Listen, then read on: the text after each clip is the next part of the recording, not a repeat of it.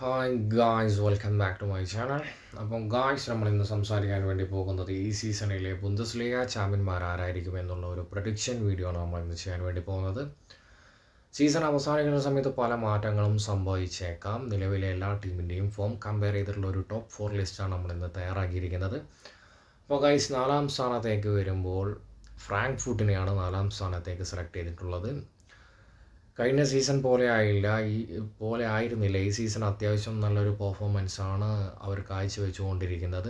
നിലവിൽ ഇനിയും ഇമ്പ്രൂവ് ആവാൻ സാധിക്കുകയാണെങ്കിൽ എന്തുകൊണ്ടും ടോപ്പ് 2-ൽ അവർക്ക് ഫിനിഷ് ചെയ്യാനുള്ള എല്ലാ സാധ്യതകളും വളരെ കൂടുതലാണ്.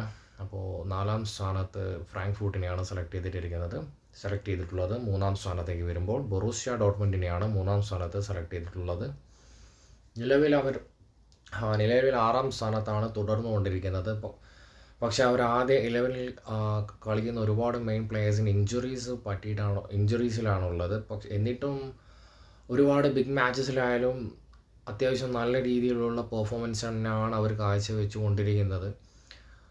അപ്പോൾ 3-ാം സ്ഥാനത്ത് ബൊറൂസിയ ഡോട്ട്മണ്ടിനെയാണ് സെലക്ട് ചെയ്തിട്ടുള്ളത്. 2-ാം സ്ഥാനത്തേക്ക് വരുമ്പം ബയേൺ മ്യൂണിക്കിനെയാണ് 2-ാം സ്ഥാനത്തേക്ക് സെലക്ട് ചെയ്യുന്നത്. കാരണം ചാമ്പ്യൻസ് ലീഗിലെ പെർഫോമൻസ് നോക്കുകയാണെങ്കിൽ ചില മാച്ചസുകളിൽ വളരെയധികം സ്ട്രഗിൾ ചെയ്യുന്നതായിട്ട് എനിക്ക് പേഴ്സണലി തോന്നിയിട്ടുണ്ട് ബയേൺ മ്യൂണിക്ക്. അതുപോലെ തന്നെ ലീഗിലേക്ക് വരുമ്പം ബിഗ് മാച്ചസിൽ അത്യാവശ്യം നല്ല ഒരു ഫോമിൽ കാണാൻ വേണ്ടി സാധിക്കുന്നുണ്ട്. പക്ഷേ ചെറിയൊരു ടീം ആയിട്ടൊക്കെ പ്ലേ ചെയ്യുന്ന സമയത്ത് വളരെയധികം ഡിഫിക്കൾട്ട് പ്ലേ ആയിട്ട് എനിക്ക് ഒരുപാട് മത്സരങ്ങളിൽ എനിക്ക് പേഴ്സണലി തോന്നിയിട്ടുണ്ട്. അപ്പോൾ എന്തുകൊണ്ടും ബട്ട് വിന്നറാവാനുള്ള എല്ലാ സാധ്യതകളും ഉണ്ട്. ഇത് ജസ്റ്റ് ഒരു പ്രൊഡിക്ഷൻ മാത്രമാണ്.